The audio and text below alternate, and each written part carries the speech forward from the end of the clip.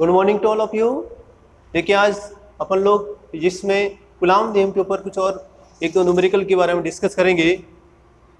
तो जो न्यूमेरिकल्स हैं, पिछली क्लास में अपन ने न्यूमेरिकल्स पढ़े थे, तो आज भी अपन लोग कुछ न्यूमेरिकल्स की डिस्कस करके कूलाम्ब नियम के बारे में कुछ और बातें सीखने को मिलेगी। ठीक है, तो देखिए मेरा एक क्वेश्चन है, यहाँ पर लिखा हुआ क्वेश्चन है, मैं लिख रहा था क्वेश्चन कि दो क्यू परिमाण के आवेश, दो कैपिटल क्यू लिखा हुआ बेटा, दो क्यू परिमाण के आवेश r दूरी पर स्थित है तथा एक अन्य आवेश q उनके मध्य स्थित हैं, उनके मध्य स्थित हैं, उनके मध्य स्थित हैं। यदि निकाय अधिकतम संतुलन में है तो Q का मान व प्रकृति क्या होगी। ये अपने सामने क्वेश्चन है। क्वेश्चन अपने सामने ये है, दो क्यू परिमाण के आवेश हैं, r दूरी पर स्थित है। ओके, एक अन्य आवेश q है जो उनके मध्य स्थित है। यदि निकाय अधिकतम संतुलन की स्थिति में है, यदि निकाय अधिकतम संतुलन की स्थिति में है तो q का मान व प्रकृति आपको ज्ञात करनी है।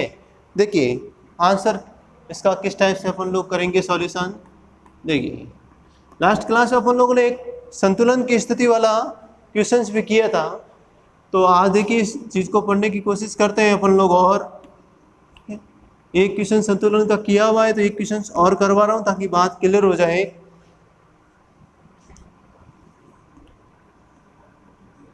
बिटवीन दूरी कितनी है बेटा r, इनके बीच की दूरी कितनी है r।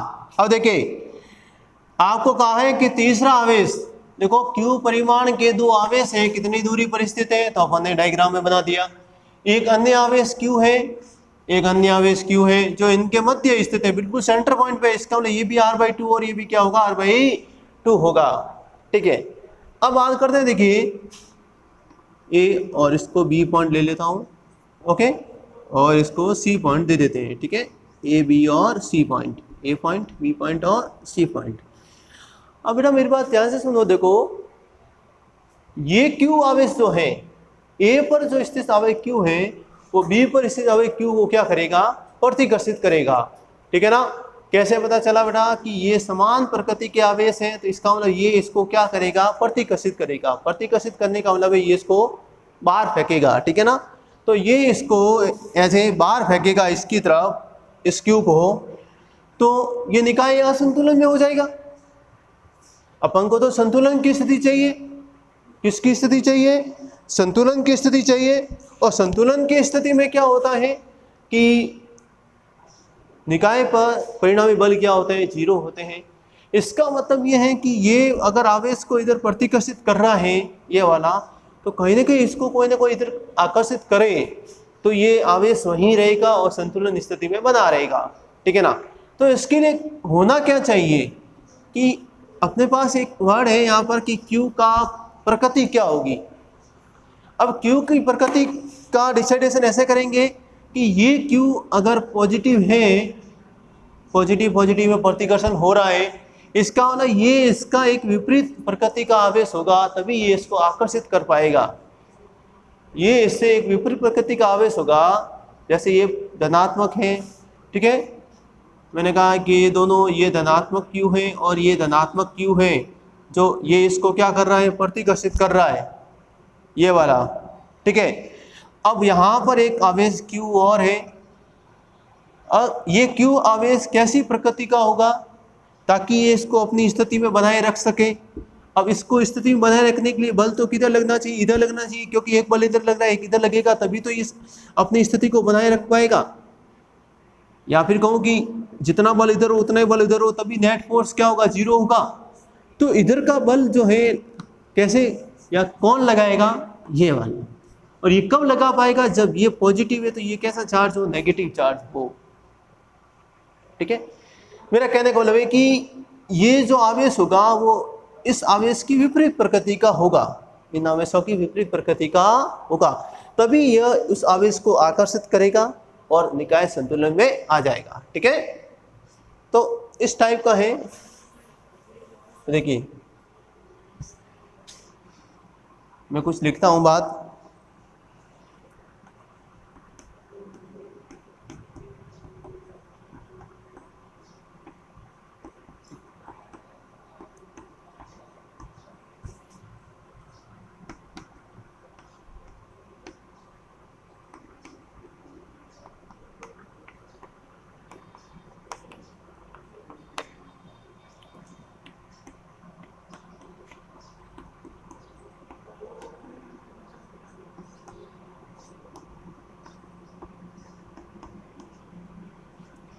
ए पर स्थित आवेश Q जो है बी पर स्थित आवेश Q को प्रतिकर्षित करेगा।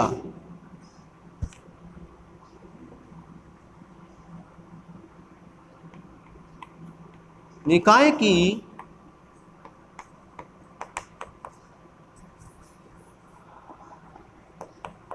संतुलित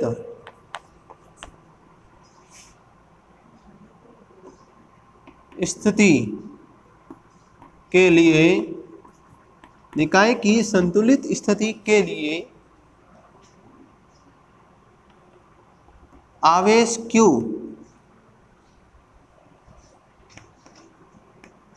विपरीत प्रकृति का होगा, आवेश Q विपरीत प्रकृति का होगा, जिससे वह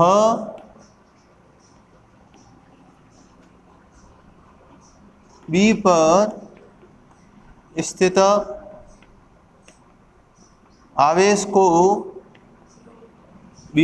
आवेश को आकर्षित कर सके,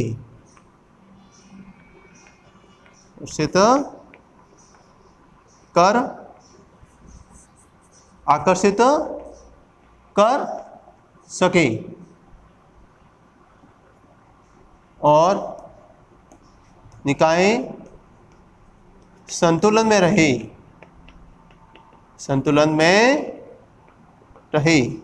क्वेश्चंस थोड़ा सा लॉजिकली है, समझने का टॉपिक है अपने लिए। देखिए यहाँ पे कि ये आवेश इसको प्रतिकर्षित करेगा। ओके, तो इस आवेश को वापस कहीं ना कहीं एक आकर्षण बल की आवश्यकता होगी ताकि अपनी स्थिति को बनाए रख सके, और वो आकर्षण बल इस आवेश द्वारा प्रदान होगा। तो ये आकर्षण तभी हो सकता है जब ये इस आवेश, अगर ये धनात्मक है तो ये ऋणात्मक हो, अगर ये ऋणात्मक है तो ये कैसा हो, धनात्मक हो। ठीक है ना। अभी अपन को बोला गया है कि ये धनात्मक प्रकृति के हैं, तो ये कैसा प्रकृति का होगा, ऋणात्मक प्रकृति का होगा। ठीक है, तो ये चीज है। अब इसका अपन लोग आंसर निकालते हैं। देखो ओके, इस बात को ध्यान में रखेंगे सब इस क्वेश्चंस के लिए। ओके, तो देखिए अब आगे बात करते हैं, इस क्वेश्चंस का आंसर निकालेंगे अपन लोग। एक तो ये पता चल गया कि Q कैसी प्रकृति का होगा, विपरीत प्रकृति का होगा, अर्थात ऋणात्मक होगा। यहाँ पर ये धनात्मक है तो वो कैसा होगा, ऋणात्मक होगा। अब देखिए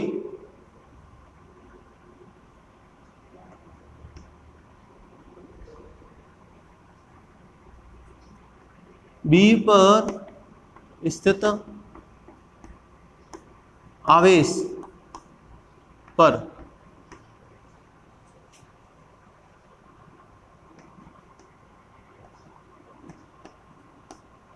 आवेश द्वारा, ए के आवेश द्वारा प्रतिकर्षण बल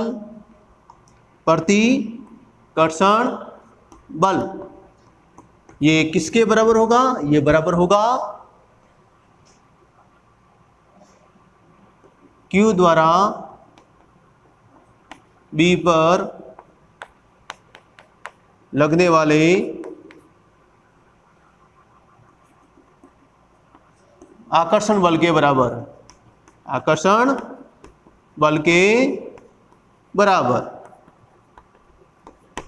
ठीक है, तो देखिए अब बात करते हैं कि ये Q है और ये Q है, इन दोनों के मध्य एक बल लग रहा है, R दूरी पर है। बल का मान अपन कूलाम नियम से लिखते हैं कि Q 1 Q2 upon R square, ये आपका प्रतिकर्षण बल, ठीक है। और अब ये इसको आकर्षण करेगा तो इसका मान भी लिखते हैं K Q1 Q2 बट्टा R स्क्वायर। इनके मध्य दूरी कितनी R/2 है, तो R/2 का होल स्क्वायर, ठीक है। अब इस चीज को देखो काट देते हैं, K से Q, देखो Q और K एक काट दीजिए आप लोग, जो पीछे बचा आसानी से आप लोग लिख सकते हैं, ठीक है। तो अपन लोग लिखते हैं इसको, क्या आता है,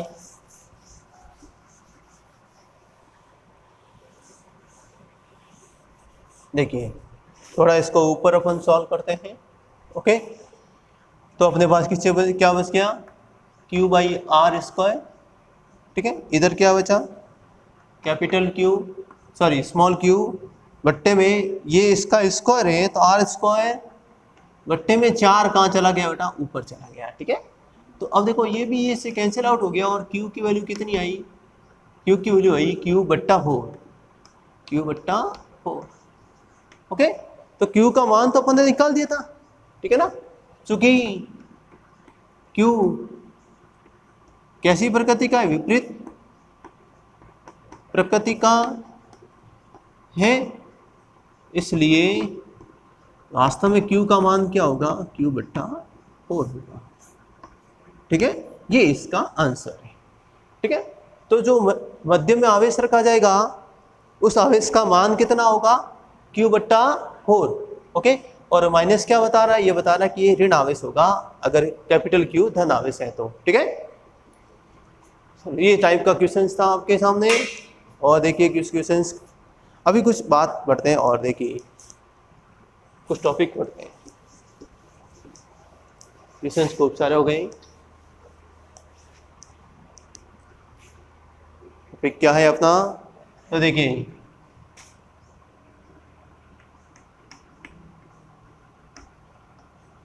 अध्यारोपण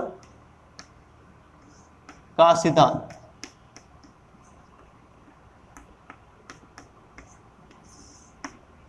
अध्यारोपण का सिद्धांत, अब अध्यारोपण का सिद्धांत का मतलब देखो सुपरपोजिशन प्रिंसिपल इसको कहते हैं, अध्यारोपण का सिद्धांत। तो इसमें अंतर क्या है, देखिए अब देखिए माना कोई आवेश है, ये कोई आवेश है, ठीक है, आवेश कौन सा है, Q आवेश है, ठीक है ना, माना एक कोई Q आवेश है और इस आवेश के चारों तरफ बहुत सारे आवेश हैं,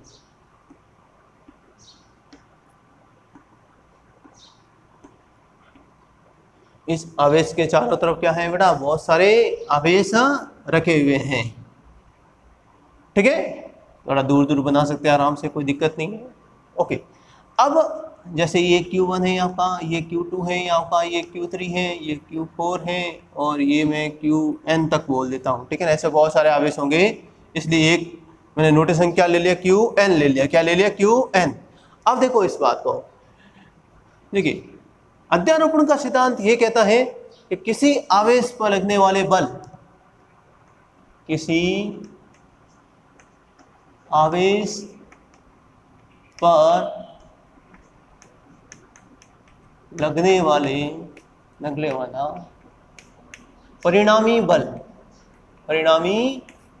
बल उसके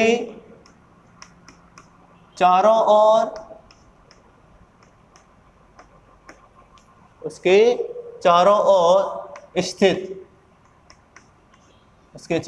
स्थित अन्य आवेशों के कारण लगने वाले बलों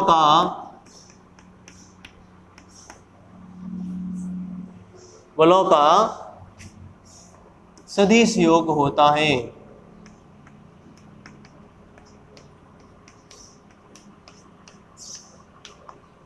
का सदिश योग होता है। अब बात करते हैं, देखो ये आवेश है, इस आवेश पर एक बल लगाएगा, ऐसे लगाएगा नहीं लगाएगा, ठीक है। ये माना कि कौन सी कितनी दूरी है, r1 दूरी है, तो ठीक है। और ये आवेश इसके ऊपर बल लगाएगा ऐसे, ये अपन F1 बोल देते हैं, इसको अपन F2 बोल देते हैं। क्या ये आवेश भी इसके ऊपर बल लगाएगा? देखो ये लो ऐसे बल लगाएगा F3।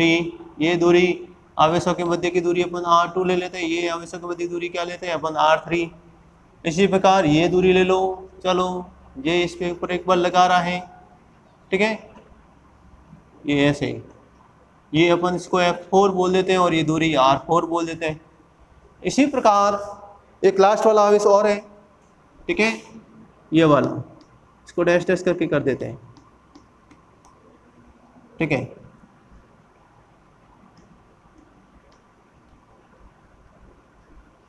ये देखिए आवेश यहाँ बना देता हूँ, ठीक है, ये QN आवेश है और ये आपकी दूरी कितनी है RN, इस आवेश से दूरी, और ये आपका बल जो लग रहा है वो आपका कौन सा बल है, FN बल, ठीक है। तो इस प्रकार से एक आवेश पर बहुत सारे बल लग रहे हैं, ठीक है ना, ओके। तो इसका देखो अपन करते हैं, माना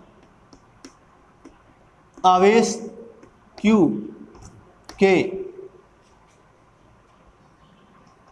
चारों ओर Q1, Q2, Q3, Q4 dot dot dot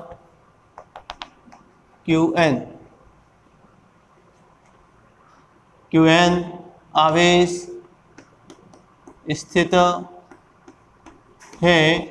तो अब देखिए, अगर Q आवेश के चारों ओर आपके Q1, Q2, Q3, Q4, Qn आवेश स्थित हैं, तो ये सब इसके ऊपर बल लगाएंगे, ठीक है। ये वाला इसके ऊपर बल लगा रहा है, बल का परिणाम आप जानते हैं बेटा क्या होता है, K Q1 Q2 बट्टा R²। अब देखिए एक चीज़ और ध्यान रखें कि कूलाम नियम में बल का मान कितना होता है, ये होता है, ठीक है। ये कैसा रूप अपन ने लिखा है, अदिश रूप लिखा है। कैसा रूप लिखा है बेटा, अदिश रूप में, ठीक है ना। अगर मैं आपको बोलूँ कि कूलाम नियम के सदिश रूप में फॉर्मूला लिखो, सदिश रूप में, तो सदिश रूप में अपन बल का फॉर्मूला क्या लिखते हैं बेटा, ये, ठीक है, K Q1 Q2 बट्टा R², ठीक है। और यहाँ पर अपन लोग क्या लिखते हैं, R², यहाँ पे क्या लिखेंगे, R की घात कैप, ठीक है। ये आपके सदिश रूप का फॉर्मूला है बेटा, सब याद रखेंगे इस चीज को अच्छे ढंग से, ठीक है। ये कैसा फॉर्मूला है, सदिश रूप का फॉर्मूला है, और ये कैसा अदिश रूप का फॉर्मूला है, ठीक है ना। अब ज़्यादा बहुत सारे जब होते हैं तो अपन लोग एक सदिश योग का फॉर्मूला कहाँ मिलेंगे, यहाँ पर सदिश योग करेंगे, क्योंकि जब एक बल होता है तो कोई दिक्कत नहीं है, लेकिन जब ज़्यादा बल लग रहे हैं तो अपन लोग क्या है, उसकी दिशाओं को भी काउंट करते हैं, दिशाओं के साथ उसको लिखना अच्छा रहता है। और जब दिशा की बात करते हैं तो वो राशि जिसके साथ दिशा हो तो उसको अपन सदिश बोलते हैं, वो राशि जिसके साथ दिशा हो तो उसको अपन क्या बोलते हैं, सदिश बोलते हैं। और वैसे भी बल कैसी राशि है आपकी, एक सदिश राशि है, ठीक है। तो ये कूलाम नियम का कैसा रूप है बेटा, सदिश रूप है। तो अपन सभी बलों के रूप को ऐसे ही लिखेंगे। अब बात करते हैं कि इस Q पर कितने बल लगेंगे। तो Q पर अपने आप जो बल लग रहे हैं, इस Q पर कौन कौन से बल लग रहे हैं, तो देखो Q पर जो परिणामी बल है वो सारे बल देखो, F1, F2, F3, F4, ऐसे ही चलता रहेगा। इन सब का क्या है बेटा, सदिश योग करना है आपको, ओके। एक ये थ्योरेटिकल पार्ट है, अपन न्यूमेरिकल भी करके देखेंगे इसके ऊपर अभी। तो देखो F1 का मान क्या लिखो बेटा, K Q, एक तो आवेश आपका Q है, ये वाला बल लिख रहे हैं ना बेटा, ये वाला, तो Q1 बट्टे में दूरी कितनी है बेटा, R1², और इधर क्या लिखूं, R की घात कैप, ये भी बल लिख लेते हैं, ठीक है। इसी प्रकार दूसरा आवेश होगा, तो देखो K Q Q2 बट्टा R2² और R2 का कैप, ओके, क्लियर। तीसरा लिखते हैं तो लिख सकते हैं K Q Q3 बट्टा R3² और R3 कैप। इस तरीके से ये बल का मान चलता रहता है, ठीक है ना। 4 का भी लिखना है तो लिख लीजिए, नहीं तो 3 तक बहुत है, ठीक है। एक लास्ट अपन लोगों लिख लेते हैं यहाँ पर के क्यू एन बट्टा आर एन स्क्वायर और आर एन की घात cap, sorry R n cap. R n cap क्या है आपका? एकांक सदिश है। क्या है ये आपका? एकांक सदिश। तो ये सब बलों का क्या है, अपन ने परिणामी जो है सदिश योग लिखा है। क्या योग लिखा है बेटा? सदिश योग इसको बोलते हैं, ठीक है ना। अब इस सदिश योग को एक सिंपल फॉर्मूले में बना सकते हैं अपन आराम से। इसका एक सिंपल फॉर्मूला है, सिंपल फॉर्मूला मैं इधर लिख रहा हूँ, ठीक है ना। आप कोशिश करें समझने की। देखो एफ बराबर, ठीक है। तो देखिए इसमें कॉमन क्या है सब में? के क्यू सब फॉर्मूले में आ रहा है, के क्यू सब फॉर्मूले में आ रहा है। तो इसको अपन शॉर्ट फॉर्म में भी लिख सकते हैं आराम से। के क्यू तो सबका कॉमन आ गया, ओके। अंदर क्या बचा बेटा? Q1 बट्टा R1 square R1 cap, Q2 बट्टा R2 square R2 cap, okay. Q3 बट्टा R3 स्क्वायर R3 कैप, और ये चलता रहता है। और एक आप n वाला भी लिख लो साथ में, ठीक है। तो n वाला क्या है? Qn बट्टा Rn का स्क्वायर और Rn कैप, और ये अपन लोग लगा देते हैं, ठीक है। तो इस प्रकार से अपन बल का परिणामी अध्यारोपण के सिद्धांत के अनुसार ये कहता है कि इस पर जो परिणामी बल होगा सभी बलों के सदिश योग के क्या होगा? बराबर होगा। न्यूमेरिकल बहुत इजी है, अभी करवा दूंगा आपको इसका भी, ठीक है। तो फाइनली बल का मान क्या हो गया? के क्यू। अब आप जानते हैं बेटा इसको एक शॉर्ट रूप में अपन लिख सकते हैं।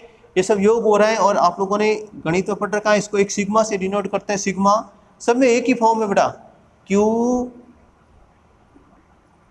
बट्टा आर का स्क्वायर है। मैं यहाँ पे आई लिख लेता हूँ और यहाँ पर आई लिख लेता हूँ और एक आर आई कैप लिख लेता हूँ। और आई का मान कहाँ से कहाँ तक होगा? 1 से लगाकर n तक। शायद आप समझ गए होंगे कि आई का मान पहले 1 होगा तो Q1 बट्टा R1 स्क्वायर और R1 कैप, ये सिग्मा है इसलिए ये प्लस को शो करेगा, प्लस फिर आई का मान 2 हो जाएगा, जहाँ तक होगा वहाँ तक लिखते रहेंगे 2। तो Q2 बट्टा R2 स्क्वायर बट्टा R2 कैप, फिर आई का मान 3 हो जाएगा। तो ये एक बढ़ता रहता है, जहाँ तक होता है वहाँ तक लिखते हैं। अभी यहाँ पर n तक है तो अपन ने क्या लिखा? n। अगर सिर्फ 3 आवेश है तो यहाँ पर कितना लिखेंगे? 3, ठीक है। तो ये आपके पास एक बेसिक फॉर्मूला है, रटने की कोई आवश्यकता नहीं है इसको, ठीक है। ये तो एक थ्योरेटिकल पार्ट है, अगर आपको पूछा जाए तो ऐसे लिखना है, उसको समझाना है। नहीं तो अपन न्यूमेरिकल तो एक इस बेसिक फॉर्मूले से अपन आराम से सॉल्व कर लेंगे, ठीक है ना। तो ये क्या था? अध्यारोपण का सिद्धांत था, ठीक है। तो अध्यारोपण का सिद्धांत क्या है? किसी आवेश पर लगने वाले बल का लगने वाला परिणामी बल, किसी आवेश पर लगने वाला, इस आवेश पर लगने वाला परिणामी जो बल है वो सभी उसके चारों ओर बहुत सारे जो आवेश रखे हुए हैं, चारों ओर कौन कौन सा आवेश है? ये आपका एक आवेश है, एक आवेश आपका ये रहा, एक आवेश आपका ये रहा, एक आवेश आपका ये रहा, और एक आवेश आपका ये रहा। तो ये सारे आवेश इसके ऊपर क्या लगाते हैं बेटा? बल लगाते हैं। क्योंकि एक आवेश के पास अगर दूसरा आवेश है तो उस पर क्या है? बल का अनुभव करता है, कूलाम का नियम भी कहता है, ठीक है ना। तो ऐसे बहुत सारे बल होंगे, तो बलों का योग करना है, तो उसी को अपन क्या बोलते हैं? अध्यारोपण। अध्यारोपण होना किसी के ऊपर, ठीक है।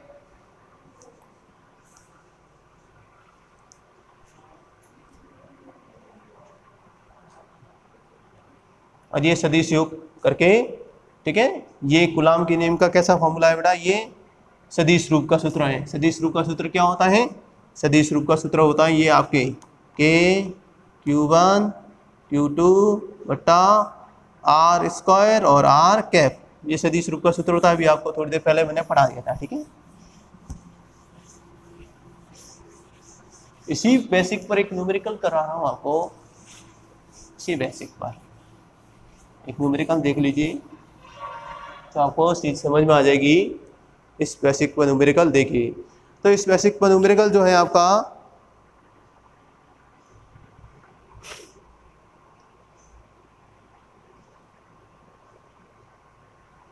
देखो न्यूमेरिकल अपने सामने है, 4 समान आवेश, क्वेश्चंस में लिख लेता हूं।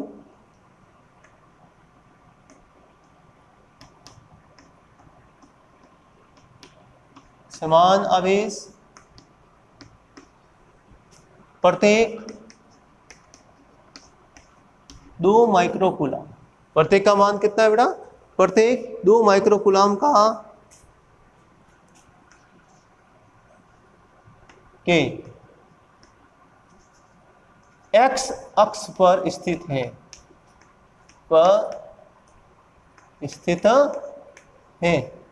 कहां पर स्थित है?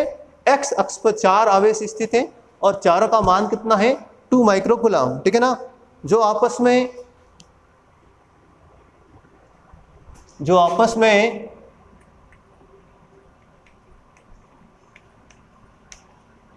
0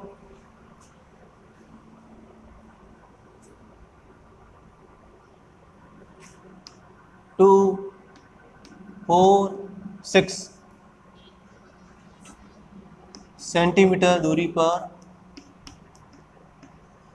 रखे हैं,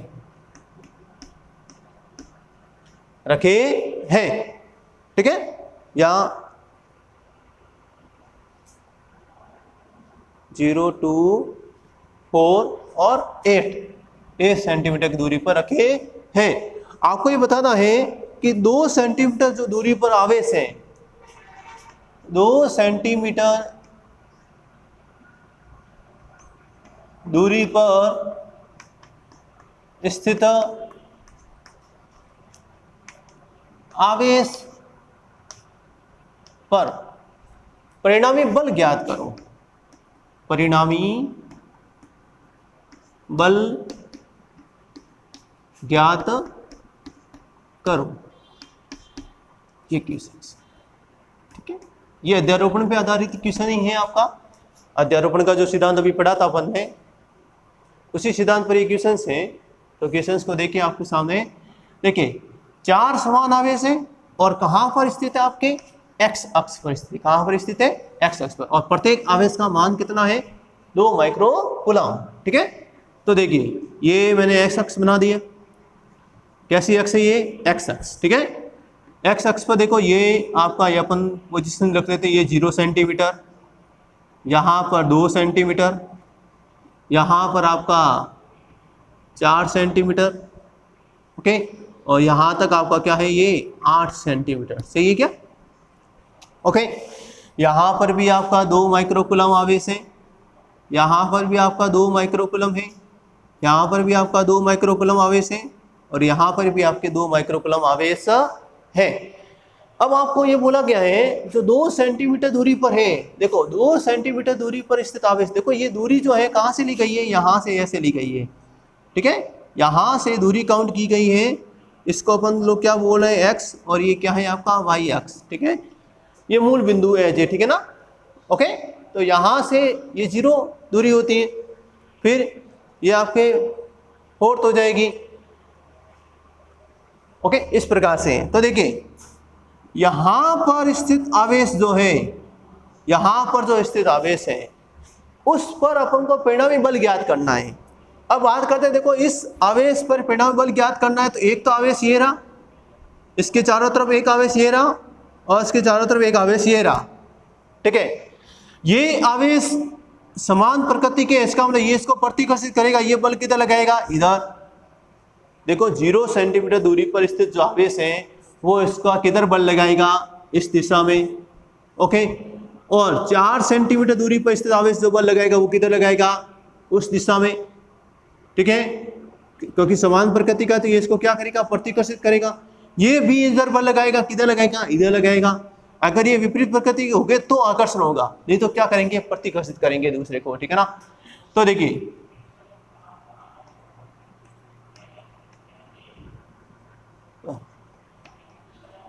स्थित आवेश पर लगने वाले बल,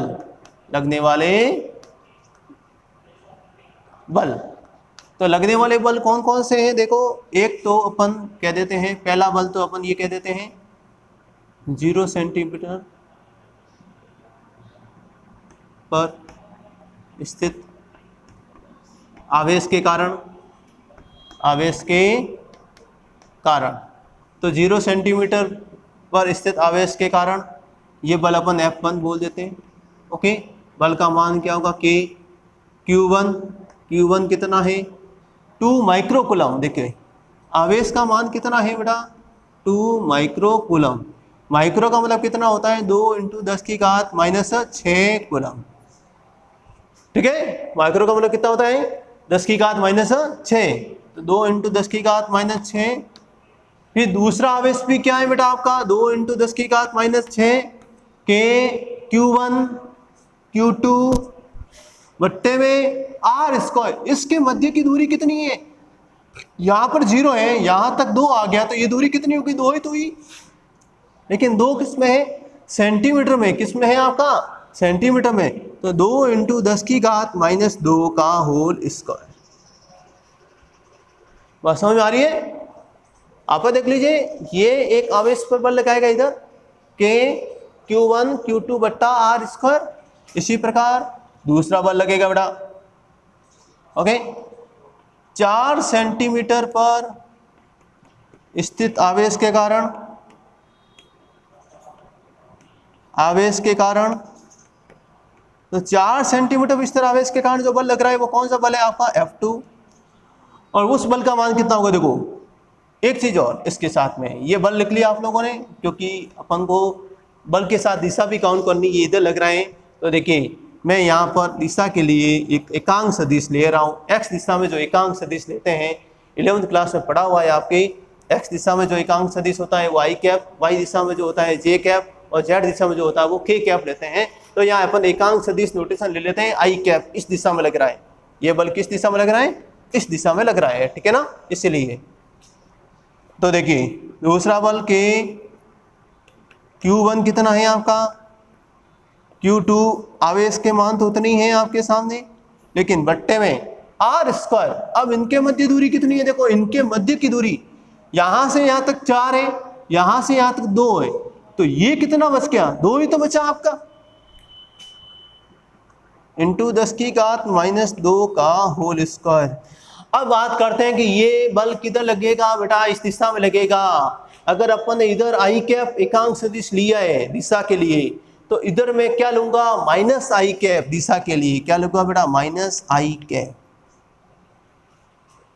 ठीक है, ये बल किधर लग रहा है आपके इस साइड लग रहा है इसलिए, ठीक है, इसलिए ये लगाया।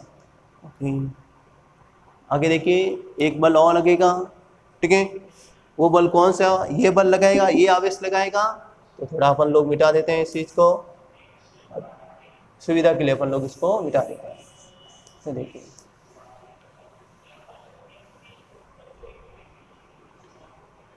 एक तीसरा बल और लगेगा बेटा ओके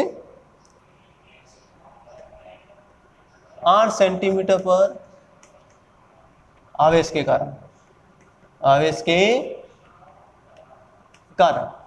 ठीक है। परिणामी तो अपन को इस पे याद करना है ना। तो देखो ये F3 लिखा मैंने ओके, आपस वही बेटा के Q1 उतना ही आपके सामने, Q2 भी आपके उतना ही है ओके -6 है, ठीक है ना।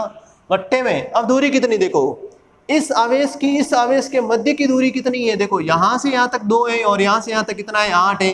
तो ये कितनी दूरी रह गई अपने पास 6 सेंटीमीटर। कितनी रह गई आपके पास 6 सेंटीमीटर, ठीक है ना। 6 ही रही ना बेटा, देखो यहाँ तक 8 है, 8 में से 2 चले जाएगी तो कितनी रहेगी 6। तो 6 × 10⁻² का होल स्क्वायर। ये भी आपके सदिश रूप ही होगा सब। अब ये किधर लगेगा, ये भी इस दिशा में लग रहा है तो अपन लोग क्या लगाएंगे बेटा -i कैप। ये किस दिशा में लग रहा है आपके इस दिशा में लग रहा है, ठीक है। इन तीनों बलों का अपन को योग करना है, योग करेंगे तो आपको परिणामी बल मिल जाएगा, ठीक है ना। तो अब देखो योग करते हैं अपन लोग।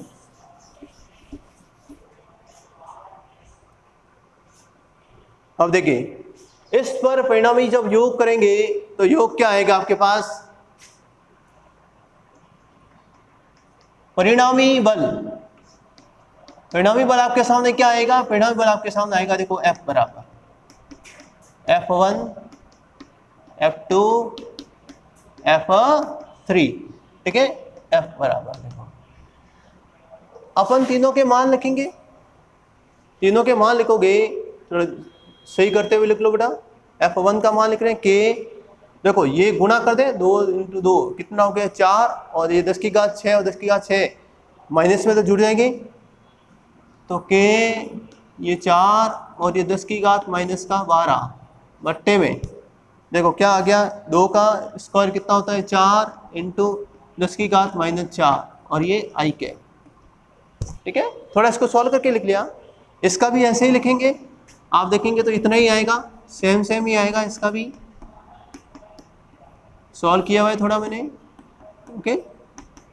लेकिन इसमें क्या आएगा बेटा -I कैप, थोड़ा ये ध्यान रखें, दिशा का ध्यान रखें और कुछ नहीं। ठीक है, अब बिठा देते हैं अपन इसको भी। ठीक है,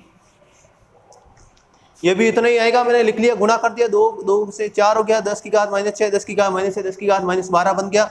2 का स्क्वायर 4 होता है, 10 की घात -2 का स्क्वायर कितना होता है 10 की घात -4 और ये -I कैप। ठीक है, और एक वाले अपना ये, तो K 2 का स्क्वायर कितना हो गया ये 4 और ये कितना हो गया 10 की घात -12 बट्टे में देखो आप लोग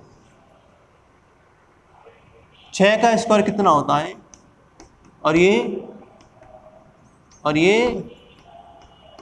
अब देखो सुविधा के लिए देखो कितना इजी है, ज़्यादा टेंशन नहीं लेनी अपने को। ये पूरी संख्या एक जैसी है, ये भी पूरी संख्या एक जैसी है, आप सॉल्व करेंगे इसका आंसर जरूर आएगा। ठीक है, लेकिन आंसर रहेगा क्या ये और ये संख्या सेम है?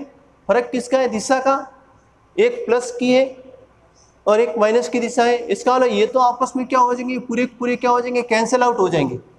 ये पूरे क्या हो जाएंगे आपके, कैंसिल आउट हो जाएंगे। इसका जितना मान आएगा उतना ही मान क्या आएगा, इसका आएगा। ठीक है ना, तो देखो चेक कर लेते हैं अपन, 4 से 4 कैंसिल आउट हो गए। ठीक है, पीछे क्या बचा आपके सामने, देखो 10 की घात -4 को ऊपर लेके जाएंगे तो कितना हो गया, प्लस के हो जाएंगे और इसमें से कैंसिल आउट हो जाएंगे, 10 की घात 8 रह गया, तो 10 की घात -8 के I कैप, है ना। इसी प्रकार इसका भी आंसर क्या आएगा, 4 से 4 कैंसिल आउट हो जाएगा, ये ऊपर जाएगा, इसका आंसर आएगा माइनस में 10 की घात -8 के I कैप, माइनस इसके साथ आ गया, तो ये आपस में कट के आपके कैंसिल आउट हो गए। ओके, आगे देखें, के की वैल्यू मैंने नहीं रखी अभी तक, इसका सॉल्यूशन कर लेते हैं अपन लोग थोड़ा सा। देखो इसको सॉल्व करते हैं। ठीक है, 9 × 10 की घात 9 × 4 × 10 की घात -12 अपॉन 36 × 10 की घात -4 और -I कैप। ठीक है, सुविधा के लिए देखो ये तो अपने पास कैंसिल आउट हो गया, 10 की घात -8 से कैंसिल आउट हो गया, पीछे क्या बचा, तो कैलकुलेशन इजी बनानी है। 9 को इससे गुणा कर 4 और 4 से कैंसिल आउट हो गया, पूरा कट गया, पीछे कितना बचा, देखो ये ऊपर आएगा, 4 प्लस का हो जाएगा, 9 और 4 कितने होते हैं 13, 13 में से 12 चले गए, पीछे कितने बचे 10।